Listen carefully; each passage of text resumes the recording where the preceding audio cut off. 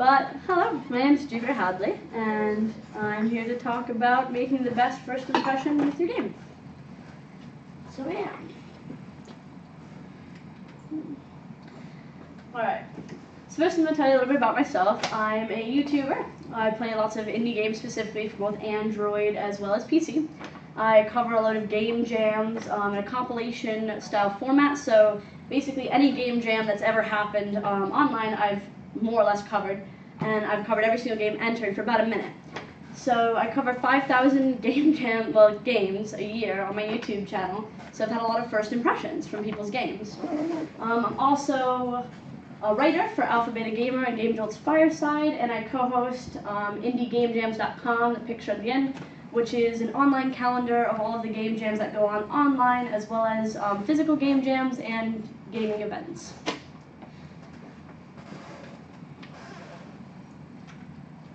Right. Why is this important? There's an overwhelmingly large amount of games out there on various websites and lots of communities, and there's just a ton of them. And you really need to make your game stand out from the mix and to get players to play your game for longer amounts of time so that they do enjoy what you've created. Taking advantage of the first impression does vary depending on what game you have. Narratives work different than arcade-style games, for example, but these are some general rules to follow that will just help make a better impact on your game. Full disclosure, all of this is my opinions. As a gamer, I've played tons and tons of games, and it's just what I think makes a game stand out in my mind at this point, after playing so many.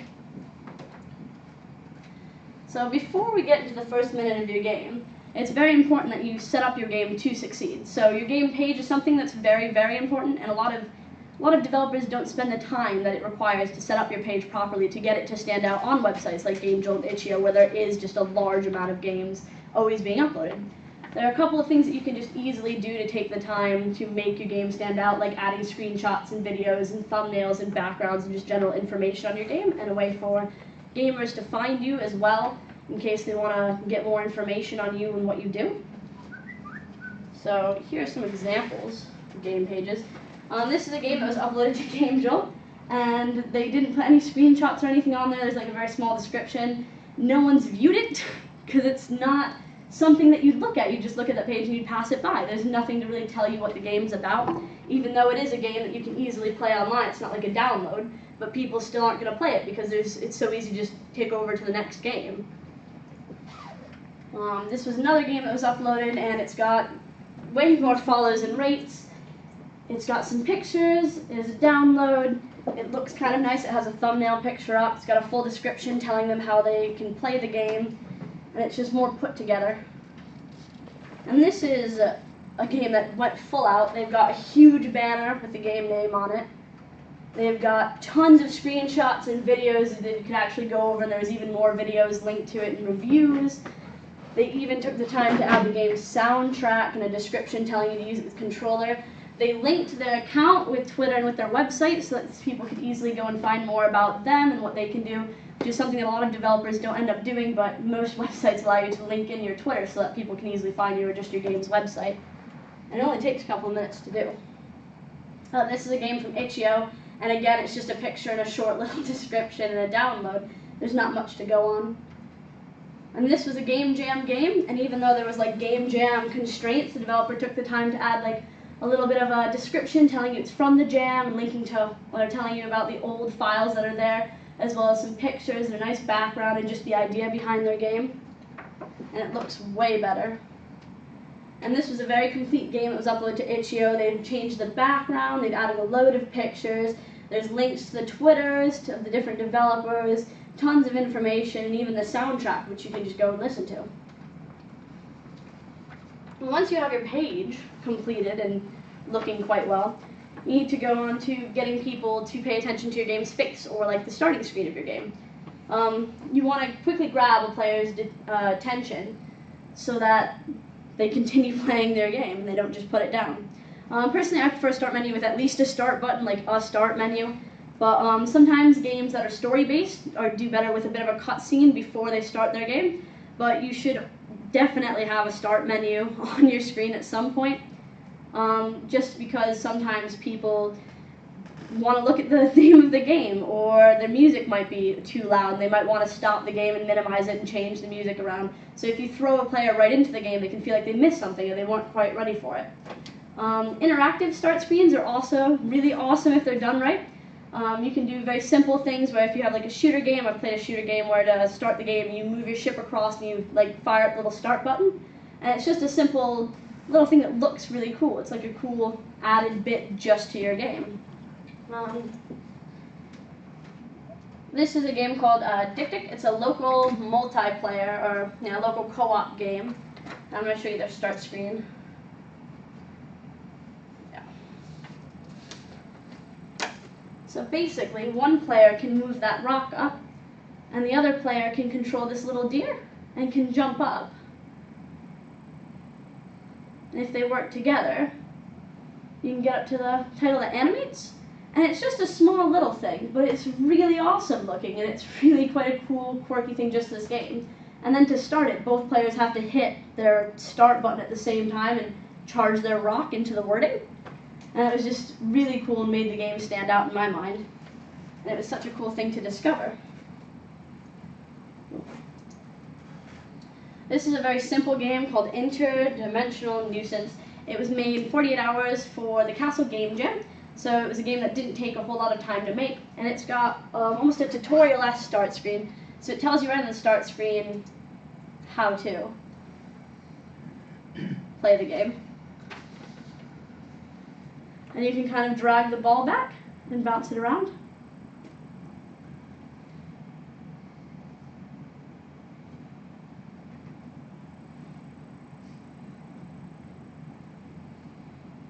So that basically set you up to show you exactly what you can do in the game. You've already learned all that from the start menu, just on how to start the game.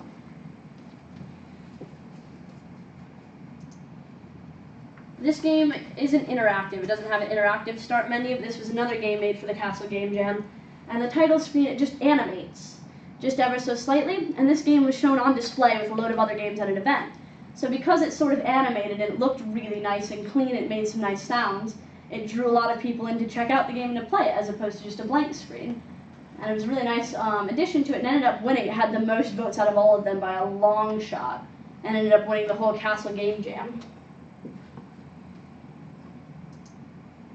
And these are just some simple start menus. The Stardew Valley one, which has everything a player would expect. It's got new game, load game, and exit, and the question mark button where you can find out more about the developer and their devlog.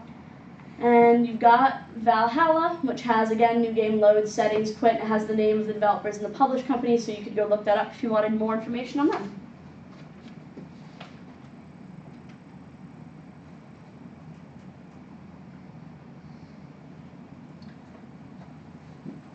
For graphics, as the way the game looks, they don't have to be super complicated. A lot of people think you have to make like super complex or beautiful looking graphics. They do help, but it doesn't have to be like that, as long as it's consistent and not jarring when you have different styles of graphics together with no way to go between them or no way to shift into new styles of graphics. It ends up looking quite jarring and just takes the player out of the experience. It's the same with fonts. You should make sure your fonts in your game always make sense. If you have a pixelated game, having Comic Sans as the font kind of takes the player out of the feel to it. It doesn't fit very well. So this is Jump Picks Jump. It's a game that's for sale on the Steam store. And the main character is a hand-drawn bunny, which looks kind of cute. The background are all graphics downloaded free from the Unity asset store. So it's like really jarring to walk around the world and you look so different. You're forced to look at the rabbit the whole time. So it's not like you can ignore the fact that you're really different. And next to it is Bounce, which is an Android-based game. And the background graphic, I'm guessing the developer downloaded just free graphics from a load of random places instead of a pack, because the ball is more 3D and like the platform the spike thing is on is kind of like a 3D-ish style, whereas the background's very flat.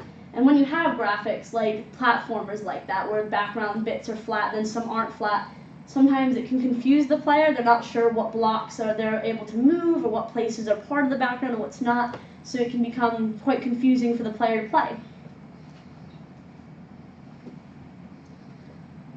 This is Doodle Escape. Doodle Escape, this is the picture of level 1 and that's a picture of level 2. So they both look really nice, but level 1 is in a completely different style than level 2, and there's no transition into level 2, just all of a sudden you're in a completely different game almost, with the same main character. And that kind of takes you back from it, because as a player it didn't make any sense for me to go from a platformer to a sort of swimming-y game in a completely different style, and there was no merge to the new style or anything. So again, it's just quite jarring and it takes people back. Audio is another important thing. On its start screen, a lot of times people overlook audio and they just don't add it, but having your game open, sometimes players will just open your game on the title screen and just sit there for a while. So you need to make sure that you have audio that sounds nice, that can add a lot of atmosphere to your game, and make sure it loops correctly. Like Doodle Escape is one of the games that if you sit on the title menu, you'll find that all of a sudden it doesn't loop, it just cuts. And there's like a second of silence and it like restarts. So the game, they had custom audio and they didn't think to loop it at the title screen. And that's something that when playing, that's something that's now forever stuck in my head, the fact that it doesn't loop correctly. Because I've sat on the home screen long enough to find that out. And then we move on to tutorials. They're not required on all games. Some games are quite self-explanatory and really don't need it. So I've played platformers where level 1 is A and D to move and you just run across. And then level 2 is, up to jump. So you run across, do one jump and run across and keep running. And then it tells you, now there's shift to run. And it's just so self-explanatory, but I've spent the first 3 minutes of your game, my first impression of your gameplay is the tutorial level of stuff that I could have just read about in the how-to. So if your game isn't overly complicated, you might as well just put it in a how-to, because it's straightforward. There's no need for a whole level to tell you that you can move. If you do have a tutorial, make sure that's not overly wordy or too complicated. Make sure it's as plain as it can be and as engaging as it can be. And make sure that it's skippable. So if it's my second time playing or I just don't want to do your tutorial, I should be able to skip it and get right into the game. And I'm going to show you an example of a really great tutorial. This is the game Greedy Guns. This is the demo version of the game, and its tutorial is quite amazing.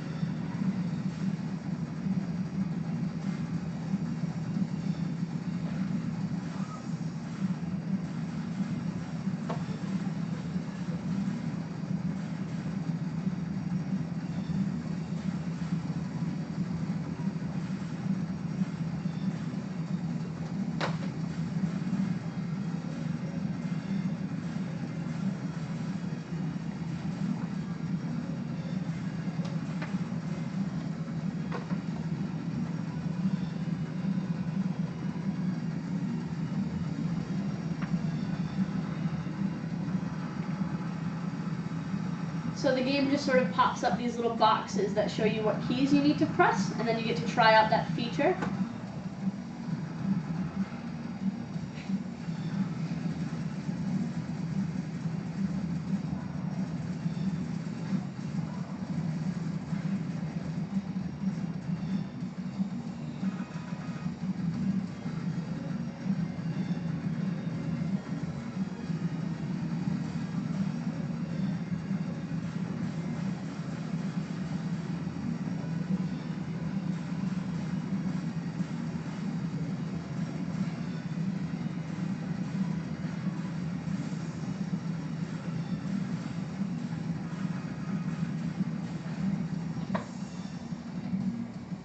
So that's probably one of the best tutorials I've ever played because it put me right into the action. It showed me exactly what I was supposed to do, clearly on the screen, and on top of that, it sort of incorporates so it felt like the tutorial was part of the game. Because after that, little word boxes were popping up going, oh, what's going on? I can't believe I'm in this mess. And it sort of flashes you back into what's going on in the game. So this has happened, and it sort of flashes back and you start from before it, and then you just sort of skip over this bit. And just the way it transitioned into, oh, well, this is how I ended up in this cave system with these monsters trying to fight me. But now you've already fought them and you're happy with the game, so you can hear a bit of story and then fight some more of them. It just worked so well with the game. And it felt like the tutorial was a level that I should be playing along with it.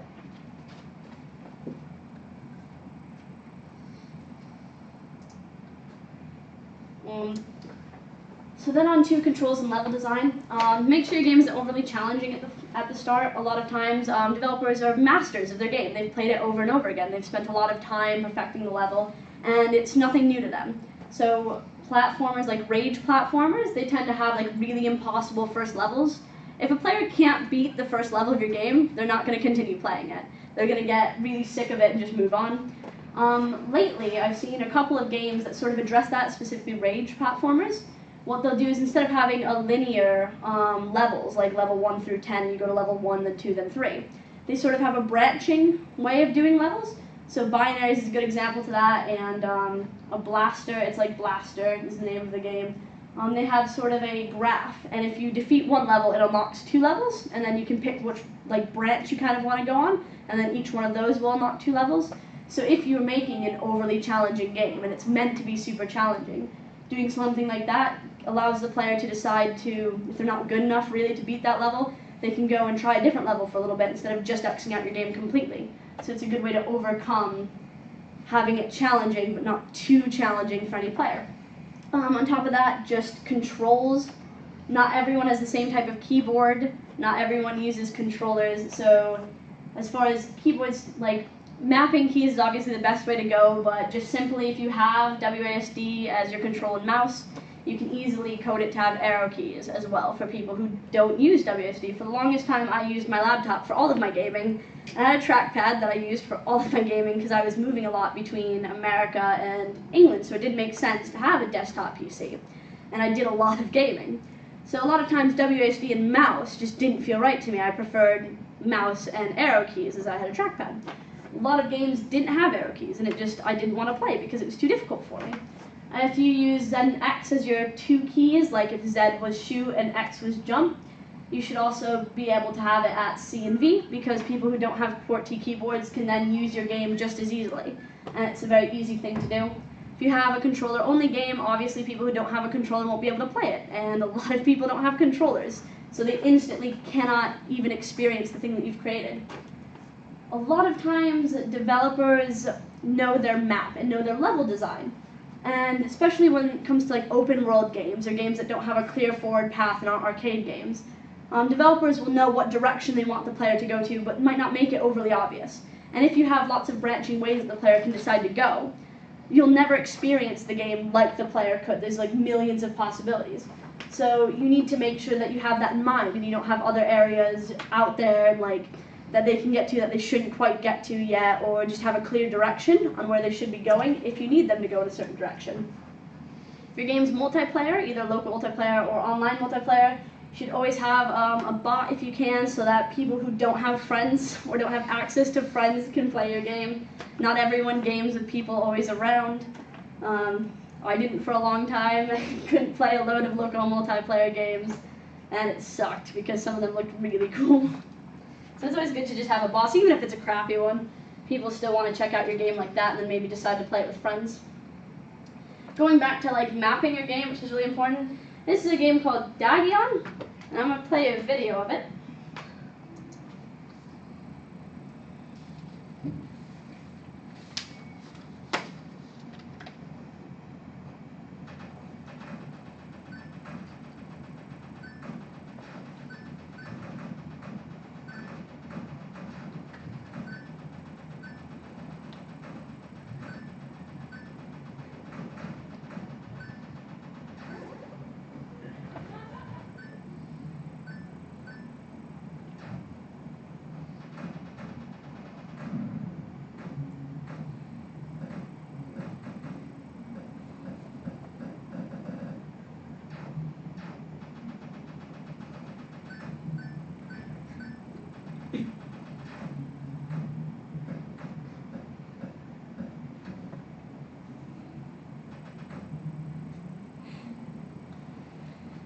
So what do you think the goal of that game is? Like, how do you win it? Does anyone have any idea? High score with it? High score? Is that what you said, high score? I personally thought it was to collect the gems, because that's what I seem to be doing. Just collect as many gems as possible, and that would get me a high enough score to win. But I know the developer of this game, and I've played it a million times and never realized that wasn't actually the goal. this is the map of Dagon. You start here, I think. I don't really know. But the goal is to get to here. And there, and there, and there. And do you want to have a guess what these points are? Giant fruit. Nowhere in the game does it make any reference to fruit. I don't know why you have to collect giant fruit. And the developer just thought, oh, well, it drops so many gems, you'll probably just move on and then stumble upon the fruit. But this is, like, you start here. So I spent ages just collecting gems. And also you can shoot straight upwards, which is something I've never done in the game and didn't find out about until I was making this talk. And I showed him the video and he went, oh, why don't you shoot upwards? And I went, I've played this game for like 2 years, I've beaten it now. What do you mean you can shoot upwards? And he was like, oh yeah, you can shoot straight up, but nowhere does it say that. So sometimes if you don't tell the player what they need to do, the player's never gonna find out. And you're missing out on all these giant fruit that are hidden around the level. This is another game, it's made in the Game Jam, so it was made in 48 hours, and it's a game that I really love and enjoy. But this was my first experience of playing it.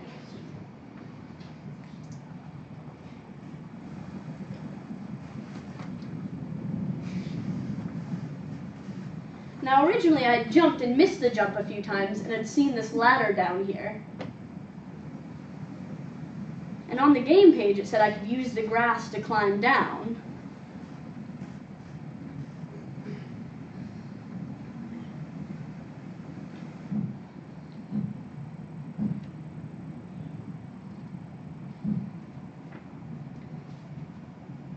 So I had no idea how to use these switches, because the game didn't tell me. And there's clearly a wall there. So I thought I'd just mess something up or miss something and didn't know what to do. So I contacted the developer and they said I shouldn't have been able to go, this is the end of the level. Like that's the end of the game that I'm at. So I've bypassed the whole tutorial by falling down and just gone to the end of the level. And I asked her, oh, well, at the end of the game, do you end up at the beginning? She was like, no, you just end there where that wall is, you can't break it, that's just the end. So that just has a way for the player to fall down, because I didn't make the jump, and discover the end of the game. And after spending a good 45 minutes trying to work out how to use those switches, before figuring out that you can't actually use the switches, they're there for show at the end of the level, I had no idea, and this is such a brilliant game, and it looks really nice, and it's got tons of cool feats. It's got giant spiders in it that come and attack you. It's a really great game, but I spent a lot of time at the end of the first level. And it's not needed to be there.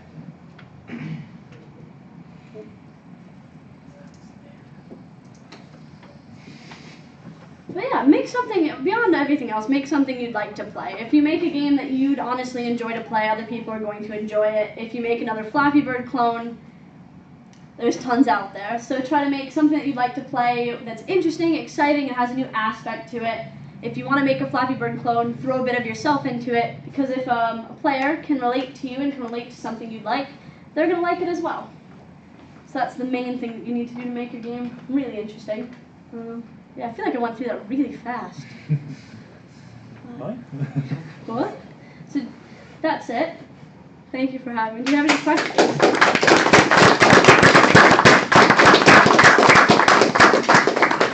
You don't have to just do questions about this talk. You can ask me what I do. I do a lot, so. You mentioned right at the beginning about screenshots and videos on the game page. Is there anything in particular you'd like to see in those screenshots and videos? Not just the first level. So if you have like a lot of different backgrounds and a lot of different aspects to your game, show off a lot of different things in the first few screenshots. Don't put like 5 screenshots of level 1. If there's like new mechanics in each different level, and just a variety of colors. If your game's really colorful, just make each screenshot look different and unique and have a lot going on. If it's a shooter, don't just have your ship sitting there with like 2 little enemies. Have it like doing something or having some action to it. For videos, I like short videos that again show a lot. So a lot of different aspects to your game. If you do both websites, Itch.io and GameJolt, I don't know if you guys use them or if you've heard of them. They've got thumbnails now that you can actually hover over and it's a GIF. And that's quite a cool thing. I enjoy just watching the little tiny few seconds of your game just to get an idea of what it is before even clicking on it. So that's a nice thing to use as well on both of those sites. but just a lot of different content, I would say, and a couple of screenshots if that's possible. Yeah. So a lot of people talk about yeah, like going to YouTubers and media outlets and saying, hey, I've got this thing, would you like to like talk about it or play it? But obviously nowadays there's hundreds of thousands of like YouTubers and thousands of media outlets. Do you have any advice for like finding the kind of right people to talk to for your game, or? Yeah. Obviously, if you're just starting out, don't try to contact PewDiePie off the bat. You're not going to be able to get a hold of him. It's not realistic. So there are a lot of resources out there for contacting press. There are a lot of people who've compiled lists, and they do lists by the number of subscribers that they have. So if you have a new game and you're just starting out, you don't really have a name yet, going to someone kind of lower on the list or emailing lots of people lower on the list, you'll probably get more responses. In that same idea, if you are going to email press, if you're going to email a YouTuber or you're going to email a game website, try not to be generic. I've got 5,000 subscribers on YouTube, and I get 40 emails a day, like just tons. And a lot of times they're newsletter style, pre-made, loads of screenshots, and just kind of generic, just here's my game, I love your channel, I swear I've watched it since you had 2 subscribers, and it's amazing, and could you please play my game? If you make something more personal that has, a few screenshots, a link to your game, of course, a link to a way that I can contact you, and just is far more personal, it's going to get farther. And if you don't email the person 6 times a day, that also helps. It's okay to do like a follow-up after 3 days, but recently a lot of indie developers have gotten PR people, and these PR companies will email them like every single day for a week, and that makes me not like your game, because it's just so much. And it's like, there was one specific game that they kept emailing me after I'd covered the game. Oh, we love your channel, can you cover our game? It's like, well, no, I have though. And so it's just being mindful of that, and if they don't reply to you, sending them like a follow-up email in 3 days, just, hey, I was wondering if you got my email, I have this game. But if you contact as many people as you can in the area that you feel that you would get replies to, so smaller YouTubers would be better if you're just starting out. If you're a medium size, there's a list of medium size, and the same with like websites. If you have a really interesting game, contacting the admin of websites. I work for Alpha Beta Gamer, and a lot of our student builds and a lot of our alphas and our sign-ups, like games that you have to sign up to be a part of, we just get them through email. And if you're more personable, if it's not such because there's so many, if it's not just such a newslettery thing, you'll stand out. But contact as many people as you can, obviously, because there's so many of us out there and there's so many indie games, and just bug them a bit. Not too much. It's a fine line, I guess. Anyone else? So aside from the sort of like focused sort of looking at lots of games on your channel, where do most of the games that you showcase on your channel come from? Are they people who email you, or a lot of them from like other sort of sources you see? Or? When I first started out, it wasn't from who I emailed. I went and had like a forum up on TigSource, because TigSource was a thing back then, and really active, I swear, at one point. So I used to have just a forum open on TigSource, and I was like, hey, give me your game and I might play it maybe if it's good. And besides that, because no one noticed me on TigSource because I was just a small person, I just played games I liked. At this point, I get so many requests every day that I only cover games that are requested to me. If I really like a game, like I really like Stardew Valley, like everyone else who's played Stardew Valley that I know, I started like a mini-series of me just playing the game that I liked. But most of the time I do play games that are requested to me as long as I think I would enjoy them. I'm not a big fan of shooters, so I don't tend to play a lot of shooters. I'm not a big fan of like horror games because they're scary, so I don't play a lot of horror games, but I do mainly do requests, and of course tons and tons of game jams. But, yeah, so mainly emails, currently. Okay then. Right, thanks very much for coming in, Jupiter.